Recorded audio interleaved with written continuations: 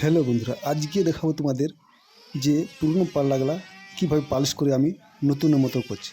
তো ভিডিওটা পুরোটা দেখবে, কেননা আজকে পুরো প্রসেসটাই কিন্তু দেখাবো যে কীভাবে পুরনো পাল্লাগুলোকে আমি ঘুরে পালিশ করে নতুনের মতো চমক দিচ্ছি। তো দেখতে থাকো।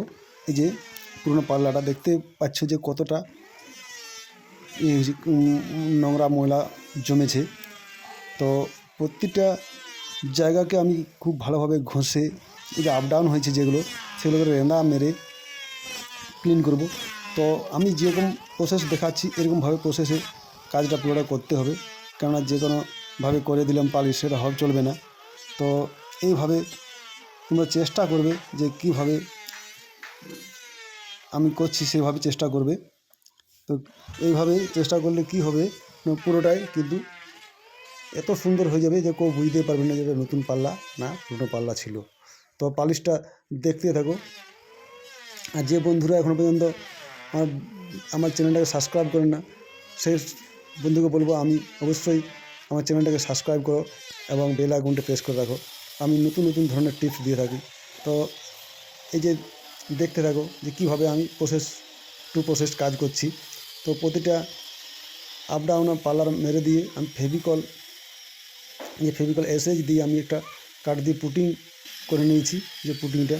তো পুটিংটা যে সব জায়গাগুলো ফাঁক হয়েছে সেগুলো আমি ফেভিকল পুটিং দিয়ে নেব।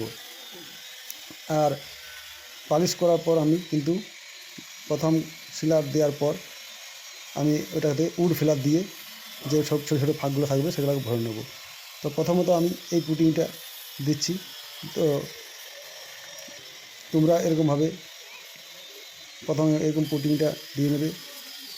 তারপর কী হবে, এটা শুকোতে হবে ভালো করে। চাঁচিয়ে ছুলে যেসব জায়গাগুলো আছে সেগুলো সব ভালোভাবে চাঁচিয়ে ছুলে ভালো করে পুটিং দিয়ে নেব। আর যেগুলো পাতলা জায়গা, যেগুলো রং করার পর দেখাবে, অনেক সময় কি হয় এরকম চোখে বা এরকমভাবে দেখায় না, গুঁড়োদের ঢেকে যায় যে পাতলা ফাঁকগুলো হয়, সেগুলোকে আমি একবার পালিশ দেওয়ার পর এগুলো উড ফিলার দিয়ে দেবো। তো এই যে দেখছো পুরোটাই কিন্তু আমরা রেঁদা দিয়ে আমরা পুটিং করে ফিনিশিং করে নিয়েছি। আর এই কলগুলোকে ফিনিশিং করে নেব। এই যে দেখছেন এগুলো ফিনিশিং করে নিয়েছি ঘষে শীষপাত দিয়ে। আর কলগুলোতে আমরা হাত দিয়ে ঘষে, এগুলো কেননা মেশিন তো যাবে না, কলগুলোতে হাত দিয়ে ঘষে এগুলোকে 80 নম্বর পেপারে বা 100 নম্বর পেপারে ওরা ঘষে পরিষ্কার করে নেবো কলগুলোতে। কোথাও নোংরা রাখা চলবে না, তাহলে কিন্তু পালিশ ভালো হবে না এবং পালিশ ভালো ধরবে না। তো এই যে পুরোটা জায়গা কিন্তু আমরা ভালোভাবে ঘষে পরিষ্কার করে নেব, একদম খুব সুন্দরভাবে প্রথমত পরিষ্কার করে নেব। তো এইটাই একটা বড় প্রসেস। প্রথমটা একটু বেশি খাটালি হয় বা একটু সময় লাগে। তো এটাই হলো গুরুত্বপূর্ণ ব্যাপার, যে এটাকে আমরা ভালো করে পরিষ্কার করতে হবে। এটা ধৈর্য রাখতে হবে, অনেকের ধৈর্য থাকে না, তাহলে ভালো পালিশও হবে না। ধৈর্য অবশ্যই প্রয়োজন যে কোনো কাজের ক্ষেত্রেই। তো ধৈর্য দিয়ে আমি দেখতে পাচ্ছ যে পুরো পাল্লাটাকে আমি খুব সুন্দরভাবে পরিষ্কার করে নিয়েছি। আর যেসব ওগুলো বাকি আছে সেগুলোও করে নেবো। এই যে দেখছি বাটালি দিয়ে ছেঁচে কিন্তু এটা আমি নোংরাটা তুলে দিচ্ছি, তারপর কিন্তু আমি শীষ পাতা দেবো। তো এই প্রসেসে যদি কাজ করা হয় অবশ্যই কাজটি একদম নিখুঁত এবং খুব সুন্দরভাবে হবে, এবং যার কাজটা করবে সেও বলবে না কাজ ভালো হয়েছে। তো এরকমভাবে করতে হবে। তো চলো,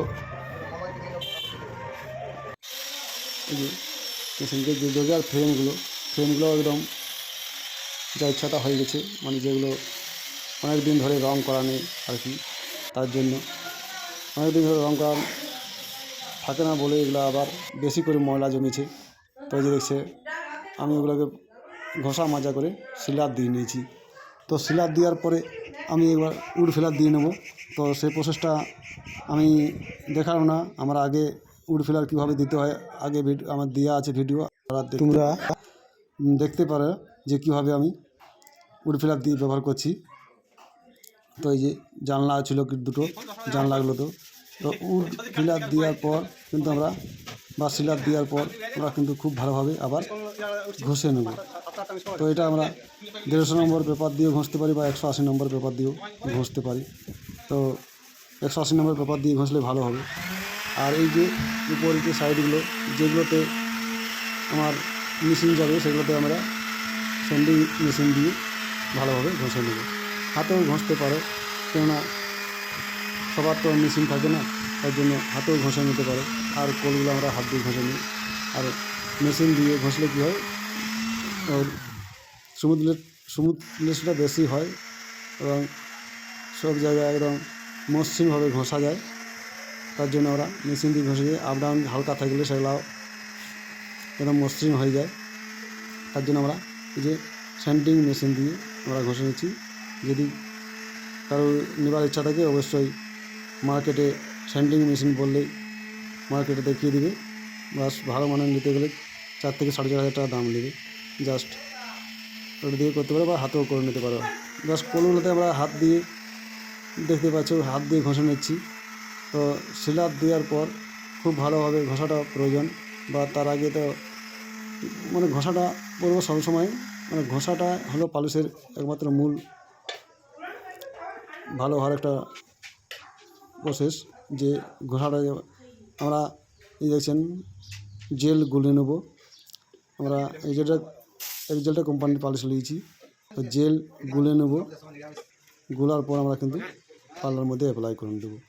তো ঘেঁটে ঘাঁটে আমি স্প্রে করে নিয়েছি, দেখতে পাচ্ছি যে স্প্রে করে নিয়েছি। আমরা ঢাকা দিয়ে রেখেছিলাম যাতে এই দেখছেন শুকিয়ে গেছে, বা কত সুন্দর চমকটা দেখতে পাচ্ছ।